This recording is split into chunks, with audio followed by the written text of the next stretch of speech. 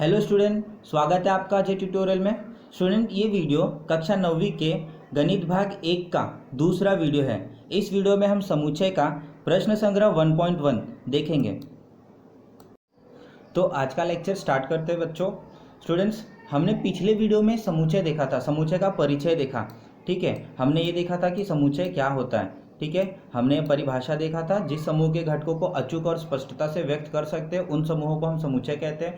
उसके बाद हमने समुच्चय लिखने की पद्धति देखी थी। दो पद्धति होती है, सूची पद्धति और गुणवर्णन पद्धति। ठीक है स्टूडेंट्स, तो हमने यहाँ तक कर रखा था। उसके बाद हमने अपने पिछले वीडियो में ये जो आपको कृति दी गई है, ठीक है, ये हमने किया था। इस वीडियो में स्टूडेंट्स हम प्रश्न संग्रह 1.1 देखेंगे।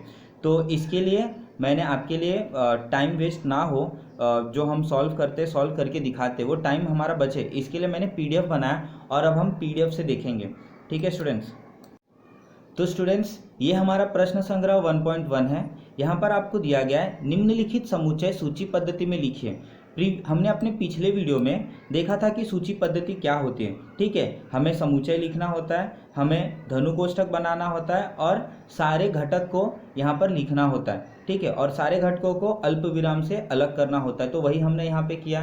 तो यहाँ पे सबसे पहला सवाल है आपका समपूर्णांक संख्याओं का समुच्चय। ठीक है, यहाँ पे आपके टेक्स्ट बुक में जो क्वेश्चन है समपूर्णांक, ये रॉन्ग है। यहाँ पे सम प्राकृतिक संख्या आना चाहिए, क्योंकि आपके टेक्स्ट बुक में जो पीछे आंसर है वो 2, 4, 6, 8। सम संख्या कौन सी संख्या होती है? जो 2 से भाग हो। तो यहाँ पे संख्याएं कौन कौन सी होंगी? 2, 4, 6, 8। ठीक है, तो यहाँ पे आपका जो सवाल होना चाहिए था वो क्या होना चाहिए था? सम प्राकृतिक संख्याओं का समुच्चय। ठीक है, तो आपका आंसर क्या होगा? हम समुच्चय को कोई भी नाम लेकर के दर्शा सकते हैं। जैसे कि यहाँ पे मैंने अंग्रेजी अक्षर का अंग्रेजी वर्णमाला का बड़ा अक्षर ए लिया है, कैपिटल लेटर ए लिया है, उसके बाद बराबर धनु कोष्ठक और सम संख्या मतलब वो संख्या जो 2 से विभाजित हो सके। ठीक है, तो वो कौन कौन सी संख्या है? 2, 4, 6, 8। सबके बीच में अल्प विराम है और यहाँ पे डॉट डॉट की हुई। स्टूडेंट्स, यहाँ पे हमें कहीं नहीं दिया गया है कि 10 से कम है, 8 से कम है, 12 से कम है या 100 तक, हमें सीमा नहीं दी गई है, इसलिए हम यहाँ पे डॉट डॉट दिखाएंगे। डॉट डॉट मतलब ये अनंत तक है और लास्ट में हम धनु कोष्ठक बंद कर देंगे। ठीक है स्टूडेंट्स, तो इतना आसान है आपकी सूची पद्धति। ठीक है, अब 1 से 50 तक की संख्याओं में से अभाज्य संख्याओं का समुच्चय। ठीक है, 1 से 50 तक की संख्याओं में से अभाज्य संख्याओं, यहाँ पे अभाज्य लिखा है, यहाँ पे सम अभाज्य आएगा। ठीक है, सम अभाज्य आएगा। ये भी प्रश्न थोड़ा सा रॉन्ग है, यहाँ पे अभाज्य के साथ साथ सम भी आएगा। ठीक है स्टूडेंट्स, तो सम मतलब वो संख्याएं होती हैं जो 2 से विभाजित हो और 1 से 50 तक अभाज्य संख्या है। स्टूडेंट्स, आपको अभाज्य संख्याएं पता होगा। अभाज्य संख्या मतलब जिसके सिर्फ और सिर्फ 2 फैक्टर हो। ठीक है, जिसके सिर्फ और सिर्फ 2 ही गुणनखंड हो। जैसे कि अगर मैं संख्या लेता हूँ 2, ठीक है, जैसे कि अगर मैं संख्या लेता हूँ 2, ठीक है, ये किससे किससे भाग होगा? सिर्फ और सिर्फ 2 से और 1 से भाग होगा। तो ये अभाज्य संख्या है, मतलब जो खुद से और 1 से भाग कटे और किसी से भाग ना हो सके। जैसे कि 3, ठीक है, 3 अगर लेता हो तो ये किससे किससे भाग होगा? सिर्फ और सिर्फ 3 और 1 से, क्योंकि 3 एकम 3 होता है। और किसी के टेबल में 3 आता है क्या? इसके सिर्फ और सिर्फ 2 ही गुणनखंड है। ठीक है, इसी के लिए ये अभाज्य संख्या है। अब अगर मैं यहाँ पे स्टूडेंट्स 4 लेता हूँ, 4 किससे किससे भाग होता है? 4 2 से भाग होता है, 4 4 से भाग होता है और 1 से भाग होता है। यानी ये कितने संख्याओं से भाग होता है? 1, 2, 3 संख्या। इसका मतलब ये अभाज्य संख्या नहीं है। तो अभाज्य संख्या वो संख्या होती है जो खुद के पहाड़े में और 1 के पहाड़े से कटे। ठीक है स्टूडेंट्स, तो समझा होगा आप लोगों को। तो 1 से 50 तक अभाज्य संख्या, 1 से 50 तक अभाज्य संख्या क्या क्या है? ठीक है, हम पहले वो लिख लेते हैं। 2 है, ठीक है, उसके बाद 3 है, उसके बाद 5 है, फिर उसके बाद 7 है, फिर उसके बाद 9, 10, 11 है। ठीक है, 11 है, फिर उसके बाद 13 है। ठीक है, अगर अब हम देखते हैं तो यहाँ पे हमें प्रश्न में ये जो प्रश्न है यहाँ पे ये रॉन्ग दिया है। यहाँ पे सम भी आना चाहिए। ठीक है, तो सम अभाज्य, तभी तो यहाँ पे आंसर आपके टेक्स्ट बुक के मुताबिक, ठीक है, सम अभाज्य संख्या है। तो सम मतलब सिर्फ और सिर्फ ये संख्या आपको दिख रही है 2 से भाग हो रही है, बाकी ये 3, ये 5, ये 7, ये 11, ये 13 ये 2 से भाग नहीं होगा। इसका मतलब 1 से 50 नहीं, 1 से अनंत तक, 1 से कहीं से भी लोगे, ऐसी सिर्फ एक ही संख्या है जो सम भी है और अभाज्य भी है, वो है सिर्फ और सिर्फ 2। ठीक है, तो इसमें हमारा आंसर क्या हो जाएगा? सिर्फ और सिर्फ बी। इसके अंदर एक ही घटक आएगा आपका। ठीक है, क्योंकि ऐसी एक ही संख्या है जो सम भी है और अभाज्य भी है, इसलिए हमारा आंसर बी बराबर धनु कोष्ठक में सिर्फ 2 आएगा। ठीक है स्टूडेंट्स, अब हम देखते हैं सभी ऋण पूर्णांक संख्याओं का समुच्चय। पिछले वीडियो में मैंने आपको बताया था कि पूर्णांक संख्या क्या है। पूर्णांक संख्या में प्राकृतिक संख्याएं होती हैं 1, 2, 3, 4 अनंत तक, जीरो भी होता है, पूर्ण संख्या भी होता है, और प्राकृतिक संख्याओं का ऋण भी होता है, माइनस में भी होता है, वो -1, -2, -3। ठीक है, तो यहाँ पे आपको क्या कह रहा है, सभी ऋण पूर्णांक संख्या, खाली ऋण पूछ रहा है, पूरा पूर्णांक नहीं बोल रहा है। पूरा पूर्णांक बोलता तो 1, 2, 3 जीरो भी आता अनंत तक। यहाँ पे सिर्फ ऋण मतलब माइनस वाले नंबर पूछ रहा है। तो माइनस वाले नंबर कहाँ से स्टार्ट होते हैं, -1, -2, -3, -4। ठीक है, हम जितना आगे बढ़ेंगे संख्याएं छोटी होती जाएंगी, क्योंकि माइनस में बड़ी संख्या छोटी होती है। तो यहाँ डॉट डॉट डाला, डॉट डॉट मतलब अनंत तक है। यहाँ पे आपको कहीं कहा नहीं है ना कि आपको 10 तक लेना है, -10 तक लेना है, -15 तक लेना है, इसलिए यहाँ पर आपको ये डॉट डॉट दिखाना है। ये डॉट डॉट बताता है कि ये अनंत है। ठीक है, तो यहाँ पर मैं कोई भी समुच्चय ले लूँगा, I, A, B, C कुछ भी ले सकता हूँ, लेकिन वो कैपिटल लेटर होना चाहिए, अंग्रेजी वर्णमाला का। ठीक है, बड़ा अक्षर होना चाहिए। ठीक है स्टूडेंट्स, तो आपको ये समझा होगा। अब चौथा सवाल देखते हैं, संगीत के 7 मूल स्वरों का समुच्चय। ठीक है, संगीत के 7 मूल स्वर कौन से होते हैं, सबको पता है, सा, रे, ग, म, प, ध, नि, यही होता है। ठीक है, तो ये सारे के सारे हमें लिखना है, अल्प विराम चिन्ह से अलग करना है, धनु कोष्ठक से बंद करना और धनु कोष्ठक से यहाँ पे ओपन करना था। और यहाँ पे समुच्चय को कोई भी एक नाम दे सकते हैं, यहाँ पे मैंने डी लिया है, आप कुछ भी ले सकते हैं। ठीक है स्टूडेंट्स, तो पहला सवाल हो गया हमारा। दूसरा सवाल क्या है, निम्नलिखित चिन्ह के दिए हुए कथन शब्दों में स्पष्ट कीजिए। ठीक है स्टूडेंट्स, तो मैंने आपको पिछली बार बताया था ये जो चिन्ह है इसका मतलब क्या है। ठीक है, देख लेते हैं अब इसको हम कैसे स्पष्ट करेंगे। ठीक है, ये 4/3 और आपको ये चिन्ह दिया और यहाँ पे क्यू लिखा है, तो हम लिखेंगे 4/3 यह समुच्चय क्यू का घटक है। इसी तरीके से पढ़ते हैं ना स्टूडेंट्स, मैंने आपको पिछले वीडियो में बताया था। इसका मतलब क्या है, 4/3 जो है वो क्यू का घटक है। ठीक है, तो इसको हम ऐसा पढ़ेंगे, 4/3 यह समुच्चय क्यू का घटक है।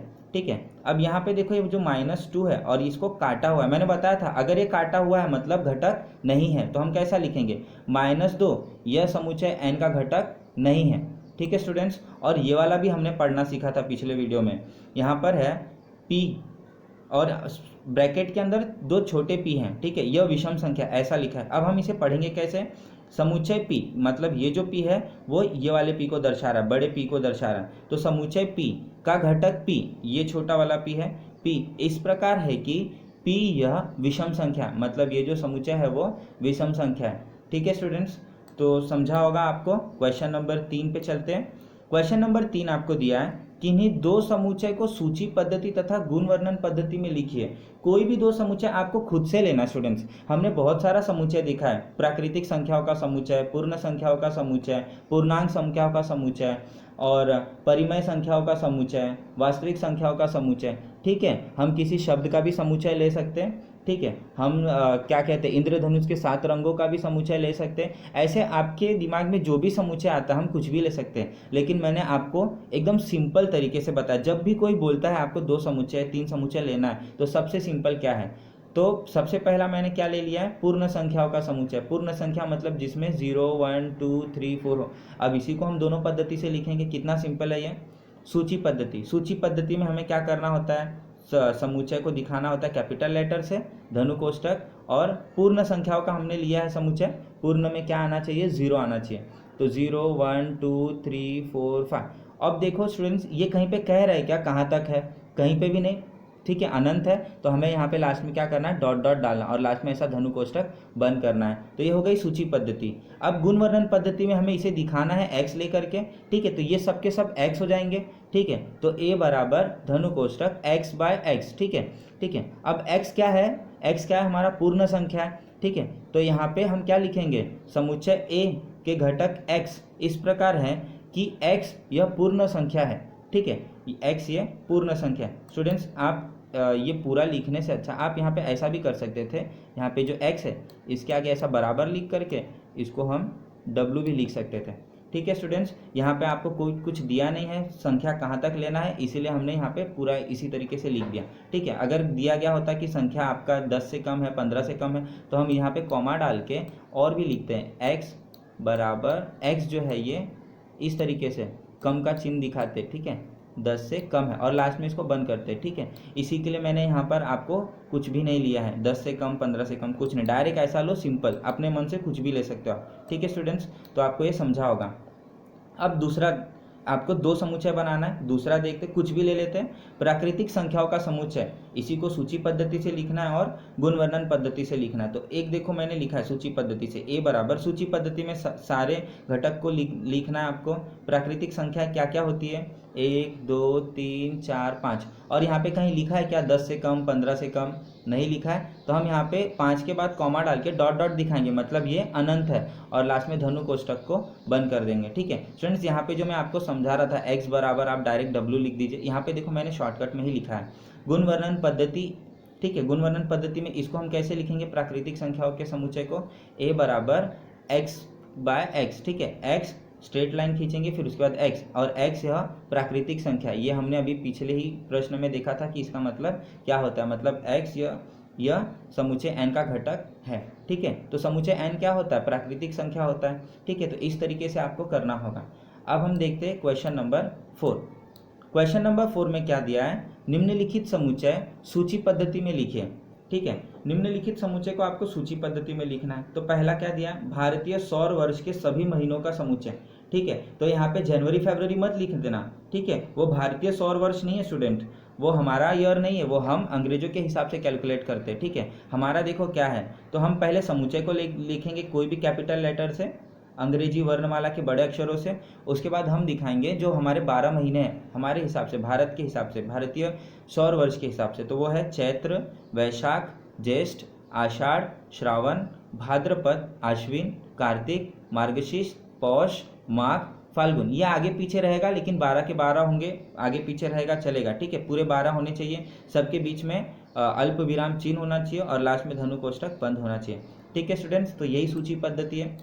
उसके बाद ये कॉम्प्लीमेंट शब्द के अक्षरों का समुच्चय सूची पद्धति से लिखना। हमने उस दिन देखा था सूची पद्धति में, हमने क्या देखा था कि सारे के सारे घटक होने चाहिए, सारे घटकों के बीच में अल्प विराम होने चाहिए, और कोई भी एक बार से दोबारा नहीं लिखना चाहिए। तो यहाँ पे देखो पहला C हमने लिखा है यहाँ पे, फिर O, फिर उसके बाद M, फिर P, फिर L, अब फिर उसके बाद E।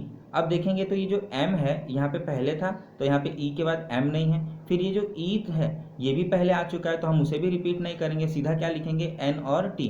ठीक है, इस तरीके से हम सूची पद्धति में लिखेंगे। तीसरा हमारा सवाल है मानव की ज्ञानेंद्रियों का समुच्चय। मानव की ज्ञानेंद्रियां क्या क्या है। ठीक है, ज्ञानेंद्रियां मतलब जिससे हम कुछ महसूस कर सकते, देख सकते। ठीक है, जैसे कि आँख, नाक, कान, जीभ और त्वचा। ठीक है, आँख से हम देखते हैं, नाक से हम सूंघ सकते हैं, कान से हम सुन सकते हैं, जीभ से हम किसी भी टेस्ट कर सकते हैं, और त्वचा से हमें कोई भी छूता है तो हमें पता चल जाता है। ठीक है, बिना देखे भी पता चल जाता है। ठीक है, कि हमें कोई छू रहा है। तो ये हमारी ज्ञानेंद्रियां हैं। ठीक है, उसके बाद चौथा सवाल 1 से 20 तक की अभाज्य संख्याओं का समुच्चय। ठीक है स्टूडेंट्स, अभी हमने थोड़ी देर पहले 1 से 50 तक की सम अभाज्य संख्याएं देखी थी, वो सिर्फ और सिर्फ 2 था, लेकिन यहाँ पे सम नहीं है। सम मतलब जो 2 से भागो, ऐसा कुछ नहीं दिया है यहाँ पे, सिर्फ और सिर्फ आपको अभाज्य दिया है। ठीक है स्टूडेंट्स, तो अभाज्य मतलब अभी मैंने बताया आपको, जो खुद के पहाड़े में और 1 से भाग हो सके, तो वो है 2 3 5 7। 9 नहीं होगा, क्योंकि 9 जो है 9 से भी भाग होता है, 1 से भी होता है, उसके अलावा वो 3 से भी भाग होता है। ठीक है स्टूडेंट्स, तो ऐसी संख्याएं नहीं होंगी 11 13 17 19। ठीक है, ये सब के सब खुद से और 1 से जाते हैं, इसीलिए ये सब अभाज्य संख्या है। ठीक है स्टूडेंट्स, 20 से आगे नहीं जाना, इसीलिए हमारा आखिरी नंबर 19 ही था। ठीक है, और पांचवा सवाल पृथ्वी पर स्थित महाद्वीपों का समुच्चय। पृथ्वी पर 7 महाद्वीप है, आपको पता ही होगा पृथ्वी पर 7 महाद्वीप है, और वो कौन कौन से हैं, उत्तरी अमेरिका, दक्षिणी America, Europe, Africa, Asia, Antarctica और ऑस्ट्रेलिया। ठीक है, तो सबको हमें लिखना है, कॉमा अल्प विराम डाल करके, और धनु कोष्टक को बंद करना है। ठीक है स्टूडेंट्स, तो मुझे ऐसा लग रहा है कि आपको चौथा सवाल अच्छी तरीके से समझा होगा।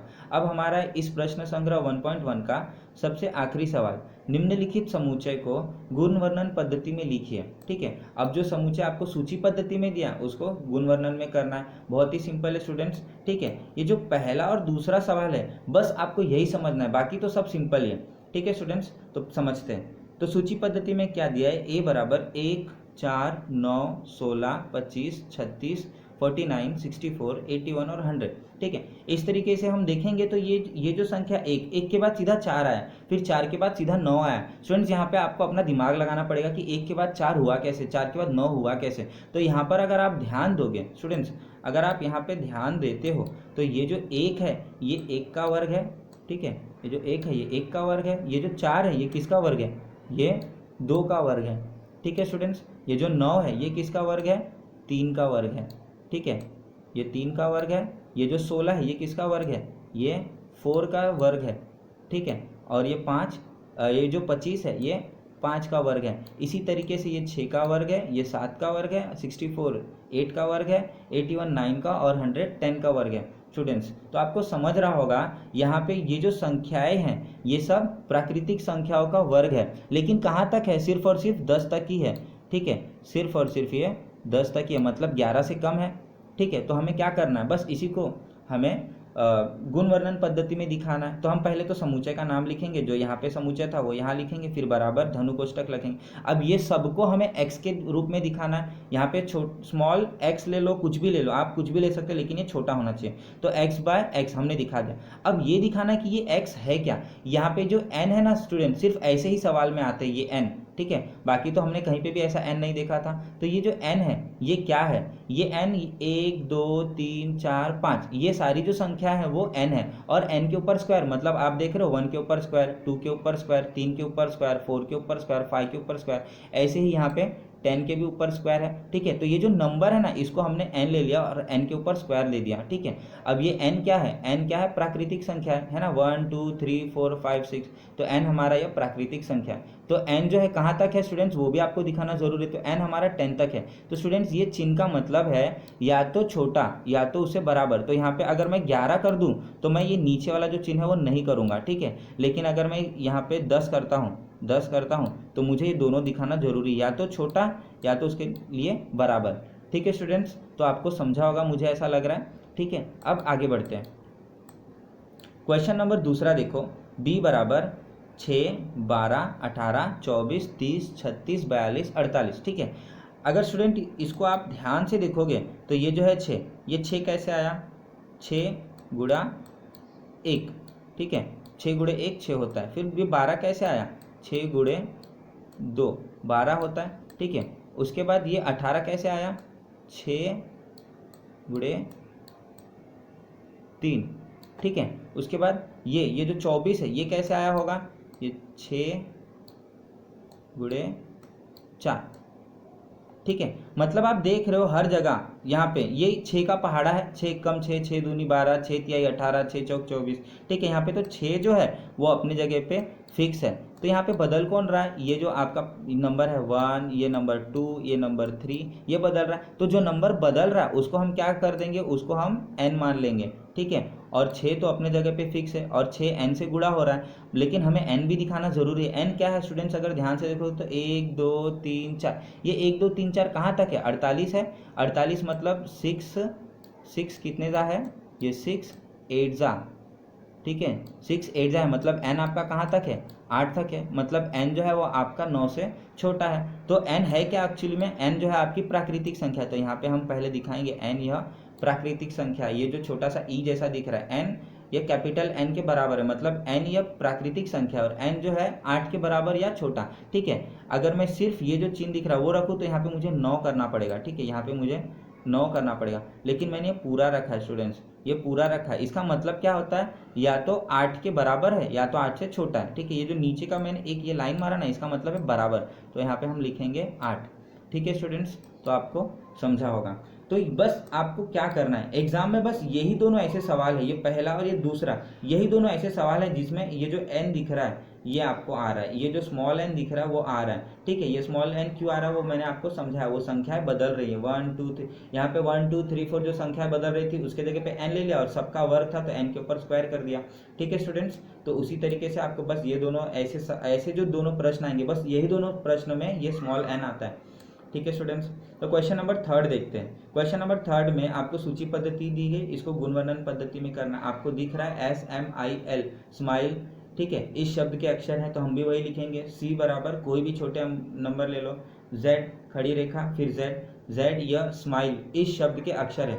स्टूडेंट्स यहाँ पे स्माइल है, स्माइल अगर मैं यहाँ पे माइल्स ले लूँ, ठीक है, अगर मैं यहाँ पे माइल्स ले लूँ MI, फिर उसके बाद L, फिर उसके बाद E, फिर S, ये भी तो एक शब्द है ना, माइल्स मतलब बहुत दूरी होती है। ठीक है, ये दूरी में होता है। इसीलिए हम क्या कर सकते हैं, यहाँ पे स्माइल लिखो, माइल्स लिखो, मिसाइल भी लिख सकते हो आप, ठीक है। बस उससे मिलता जुलता शब्द होना चाहिए। तो हम लिखेंगे सी या समुच्चय सी, ठीक है। स्टूडेंट्स अब हम इसको पढ़ेंगे कैसे, ठीक है। जेड समुच्चय सी के घटक जेड इस प्रकार है कि जेड यह स्माइल इस शब्द के अक्षर है, ठीक है स्टूडेंट्स।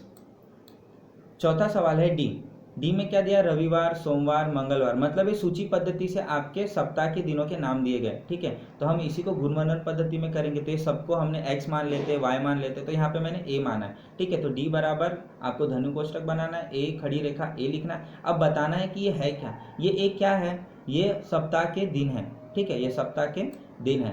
और हमारा आखिरी सवाल है x बराबर धनु कोष्टक AET मतलब 8 होता है, ठीक है। ईट भी हो सकता है, एट भी हो सकता है, या टी भी हो सकता है, टी मतलब 4, ठीक है। इसमें से कोई भी हम लिख सकते हैं। तो हमें क्या करना है, ये समुच्चय को दिखाना है, ये एक्स ही होना चाहिए क्योंकि ऊपर आपका समुच्चय एक्स ही है, कैपिटल लेटर बराबर धनु कोष्टक में एक्स खड़ी रेखा एक्स, ठीक है। ये ईट इस शब्द के अक्षर है, इस तरीके से आपको लिखना है। तो उम्मीद रखता हूँ कि स्टूडेंट्स आपको ये प्रश्न संग्रह 1.1 बहुत अच्छे से समझा होगा। अगले वीडियो में हम प्रश्न संग्रह 1.2 देखेंगे। तो आज के लिए फिलहाल इतना ही। स्टूडेंट्स अगर आपको ये वीडियो बहुत पसंद आया हो तो आप अपने फ्रेंड्स को शेयर भी कर सकते हैं, और प्लीज़ स्टूडेंट्स लाइक करना ना भूलिए इस वीडियो को। Thank you. आज के लिए फिलहाल इतना ही।